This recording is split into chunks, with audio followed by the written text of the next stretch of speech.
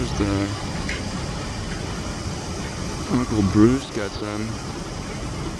Uncle Bruce's rule is let the local have the wave.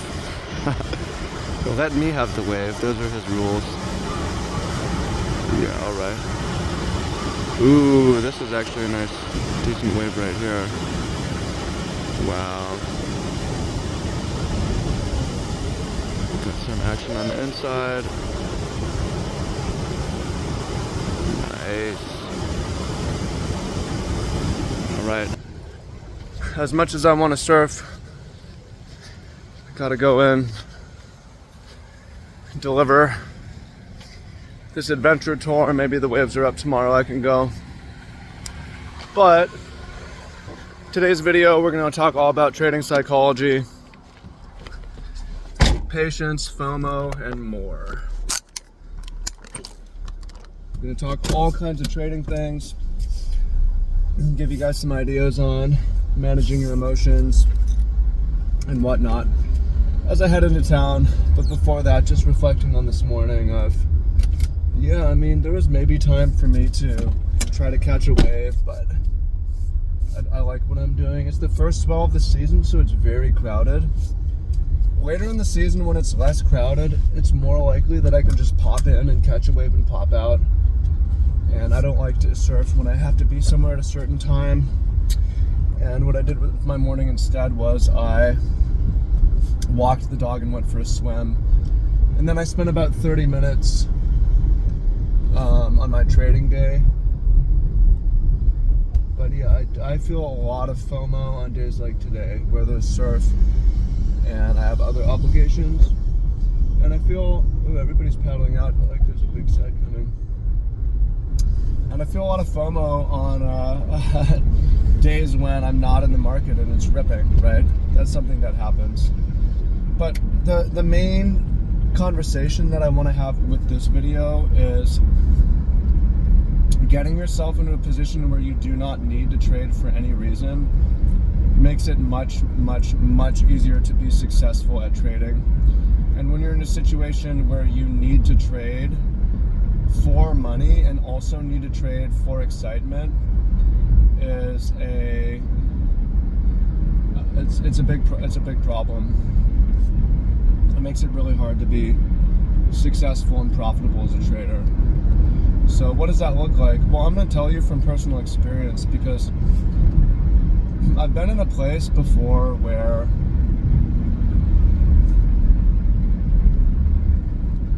what's going on? My car's acting a little bumpy. I'm waiting for I know I need maintenance in my car, but I'm waiting for the problem to really present itself, because I don't like to take my car into a shop and they're not even able to diagnose the problem because the problem doesn't occur. So anyways, yeah, I've been in a place in my trading where I have to trade, right? What does that look like? Well, it looks like I have no income outside of trading. So I'm either living off my trading profits or my principal.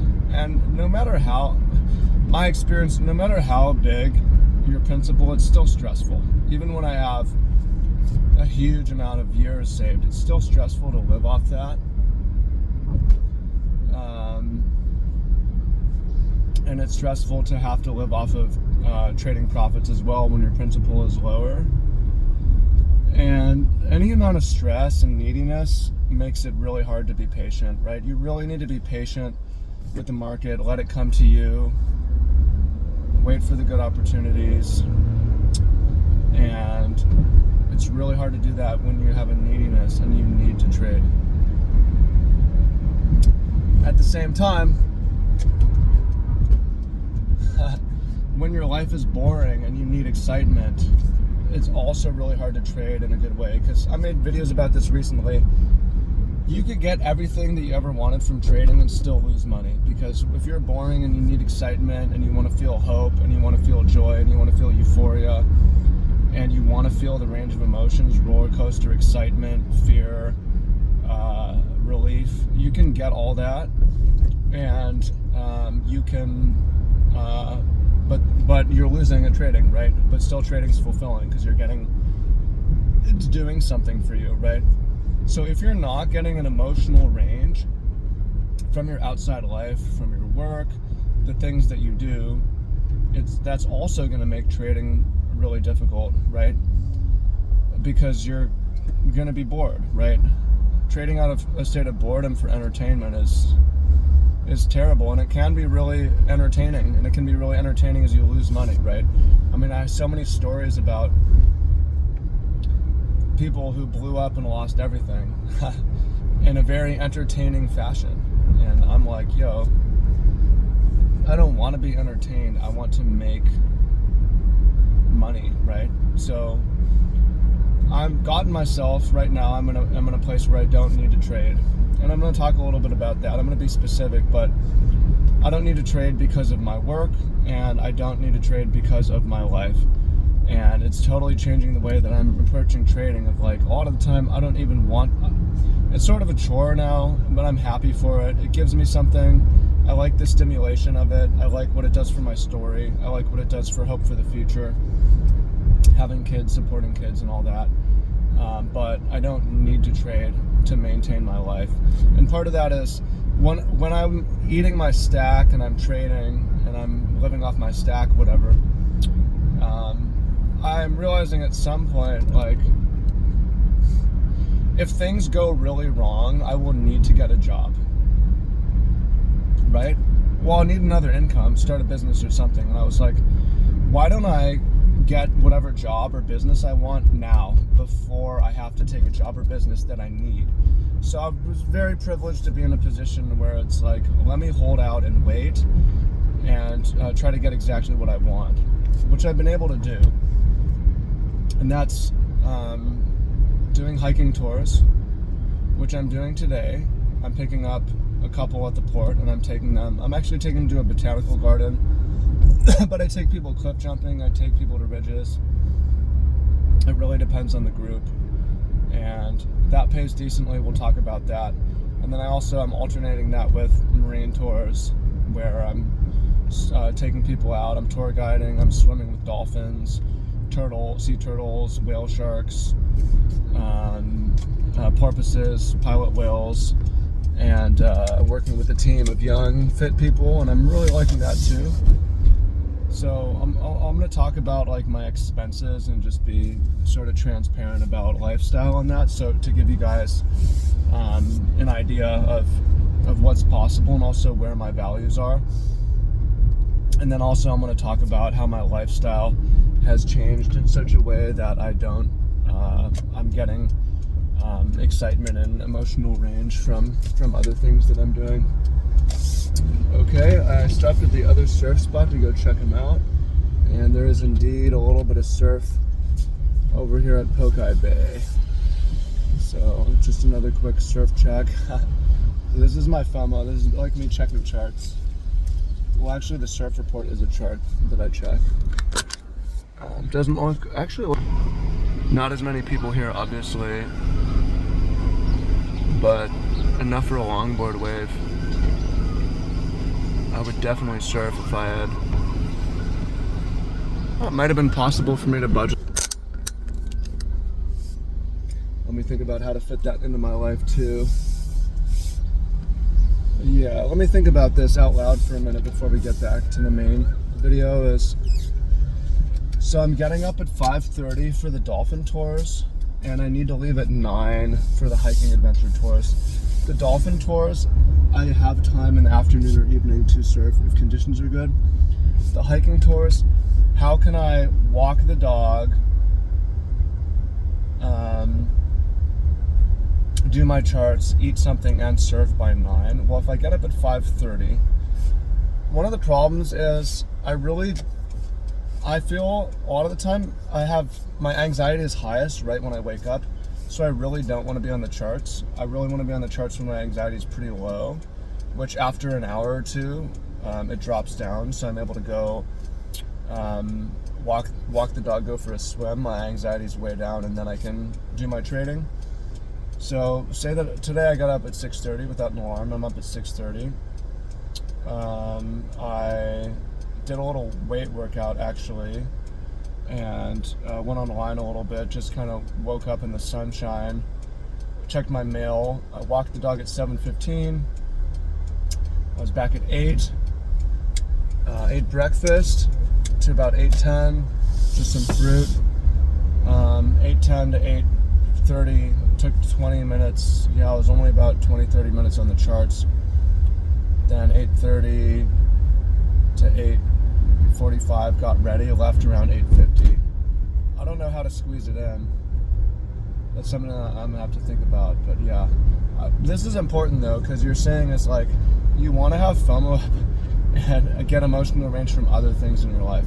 So anyway, the hiking tours, the average value of a hiking tour that I do is about $300, and I usually leave at 9 and I'm back at like maybe 6. So it's a long. It's not necessarily an amazing hourly, but to make $300 in a day is pretty decent, especially when what I'm doing is during the commute I'm YouTubing, and during the tour itself I'm walking and hiking and I'm meeting new people. So I'm happy about it. Sometimes it's more. I mean, this month I had a $300 tour, I had a $270 tour, I had a $400 tour, and then I'm gonna have a $350 tour, and today's around $300. So the average tour, yeah, is around 3, maybe a little more than 300.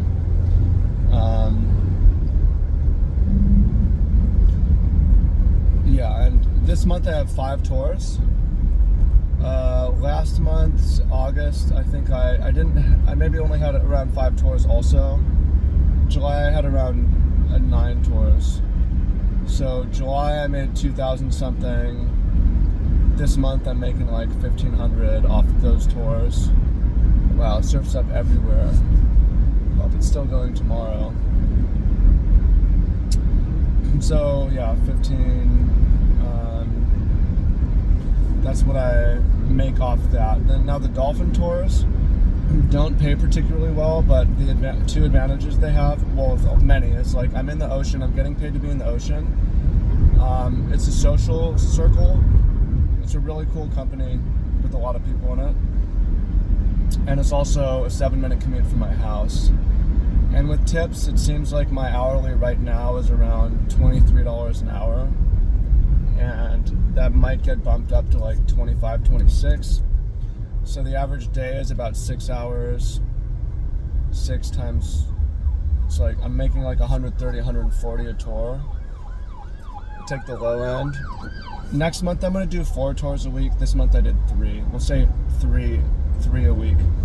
So 3 times 140 is what? 420.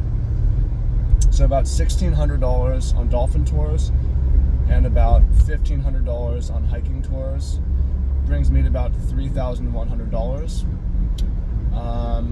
I didn't, so far this month, haven't made much from my selling my trading system. I think I made about $200, so that puts us to $3,300. And life coaching, I made $300, which puts me to $36. And then a YouTube ad rev, I made about $130, so that puts me about to $3,800 for the month. And that's sort of typical. And this is coming from having no income outside of trading 4 or 5 months, 6 months ago. So I was able to rebuild a decent income, right? Not a 6-figure income, but what are my expenses? Well, I have a place on the beach with a big yard. Right next to that surf break, $1,500. My food, typically I'm spending like $600 on groceries maybe. Eating out, well, together maybe $800. So 15 plus 8, $2,300. Throw $100 for my pets, $2,400 on average. So we're at 24. Phone, $2,500. Car, let's say $300 or $400 for the car on average around the year. So we're at like $2,900. Let's throw in like $300 for miscellaneous expenses, $3 to $4 grand a year for, I need new shorts, I need toothpaste, I take an island trip. So that gets me to like $3,200, right? $3,300 is what I'm living on to have an awesome life out here. Wow. So I see one person out there. Yeah, I mean, Makaha looked way better, which is the first spot we're at. This place is for crazy people a little bit, because you have to enter over this reef here. There's lots of swimming, there's a strong current. And this catches the southwest. Whereas the second spot I showed you is the second spot I showed you, Punkai Bay, is the west swell. The first spot I showed you, Makaha, catches the northwest. Makaha looked the best, but it was also very crowded. Yeah. Tomorrow, we'll surf tomorrow. And I want to think about Friday, how to maybe do that. Tuesday, I don't know if I can. I have Saturday off. Oh, it's so crowded on Saturdays. Yeah, okay, so I have a surplus, and I can take the $500 surplus and I can add it to my trading account instead of always living off of it. So it's a lot less stressful financially, where I'm like, I can just be patient. I want to focus on not losing money, right? I don't need to focus on making money, which is a mistake. You always got to focus on, for trading to be successful, it's really helpful to think, how can I cut expenses? How can I reduce expenses, right? And that's a position that I'm in now of, okay, right? And then the second is, and this is equally important as not needing it financially, is not needing it emotionally. And the job, the job, is actually super helpful for this, because it comes with a friend group. And I know a lot of people are like, employees aren't friends. Well, one of the things that I look for in a company to work for is a good social life. And if you work for the right company, actually, it's like a pseudo family, really, a friend group, and people date through it, and nobody's getting canceled over it. People are alike and supportive, and it's awesome. And I am getting that from this job, and also the job that I have, just keeping me super busy, right? And I need good sleep. I cannot fuck around and be up checking the charts late at night. I got the YouTube going. I'm super busy, man. I'm so busy, and I'm meeting lots of people, and I'm getting novelty and some amount of physical stress every day, danger with the climbing and the cliff jumping, and well, that's not every day, but being in the ocean, 2,000 feet water, yeah, just trying to lean on my, like, if I want excitement, dating's a way to get that, right? Better than being bored. I'd rather have my boredom, fill my boredom with women than with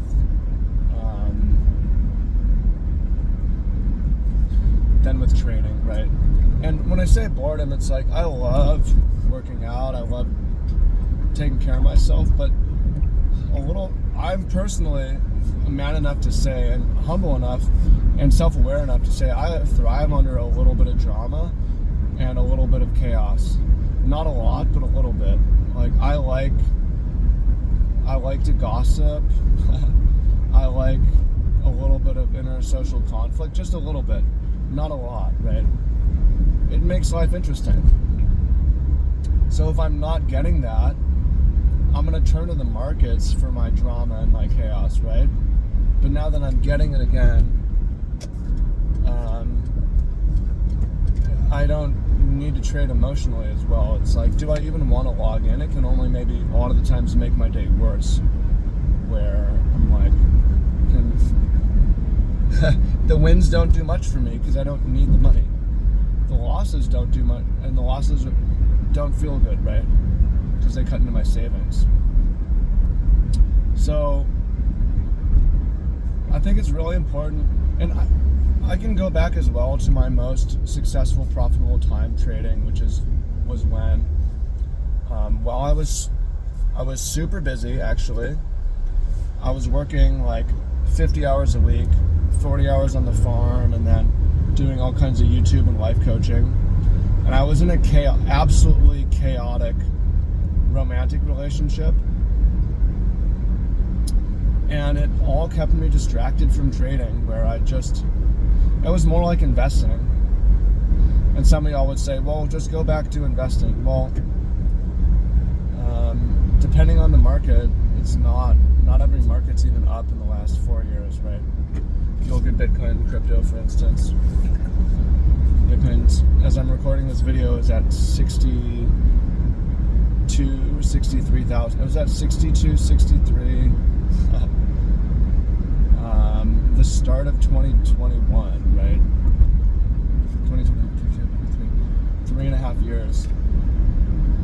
So I don't think, I was just because I was investing.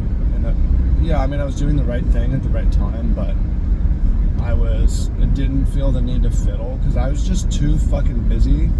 I was putting away like $2,000 a month at that time, which, I mean, again, it's not like a high income, but if you're saving, putting away $2,000 a month, you're doing pretty good in today's age, right? That's thriving. You have your rent, you have your food, you have your car, the things that you need, and you're putting away $2,000 a month. You're doing good. I was doing super good, so I didn't need to do anything. If anything, I would just add to my position as the money came in. I just want to share that with y'all. The importance of not needing to trade, putting yourself in a position where you can afford to wait. And something I need to think more about this now, but you always got to think about who's on the other side of the trade, because trading's a zero-sum game, right? What does that mean for trading to be a zero-sum game? It means that for you to win in the market, someone else needs to lose, for the most part. It's not really value creation. I mean, there's certain useful things of it in terms of allocating capital and making markets more efficient, but for the most part, it's a zero-sum game. So who's on the other side, right? Well, we know that there's super impatient people who need to trade, people who are gambling addicts that trade for excitement. Okay, we got the other surf spot going off over here too.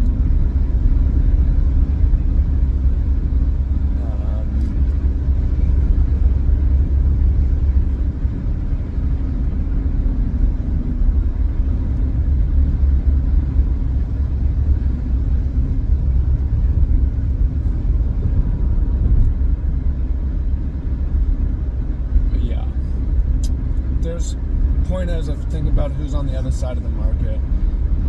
You want to be the professional who's catching the fish, right? When they're getting stopped out, you're there to pick them up. So I could go into what that means in terms of trading, putting limit orders in key spots. I mean, that's essentially what I'm doing now. I guess the last part of the video here, I'll talk about my actual trading strategy right now. So I'm super busy. A lot of days I only have 30 minutes for my trading, which is good. That's what kind of the scenario I want. I have no chance of getting the best market order. What I'm doing for the most part is I'm reading order flow to get a sense of where I think the market's going. I also have a filter that tells me if an altcoin is maybe overbought, that I can sell it. And for the most part, I'm setting limit orders in key areas where other people are going to get stopped out or panic or freak out on retracement, and then targeting key areas. So just wait for those limit orders to fill, and for the trades to close and just go about my life. And I don't need to make a certain amount of money. I don't need to trade for excitement. I'm gonna get a lot of excitement getting out in that surf. Excited for that. So yeah, that's the basic way I'm trading. I mean, I have plenty of videos you can see in my live sessions of looking at order flow and all that, but it's great, man. I mean, I also don't need to look at the charts for dopamine. It's way better to use social media, Instagram. Build your Instagram. It's gonna help your social life, and is a better use of your time than checking your charts from your phone. That can only hurt your trading business. So, yeah, don't trade full time. Have a trading business where you're a part-time worker in it. Hope you found that useful. And if you're interested in my system, there's a link down below. It's an awesome system, super back-tested, very robust, computer back-tested. So go check out a demo on that. There's a link to that down below. All right. Appreciate y'all. Much love. Talk to you soon. Peace.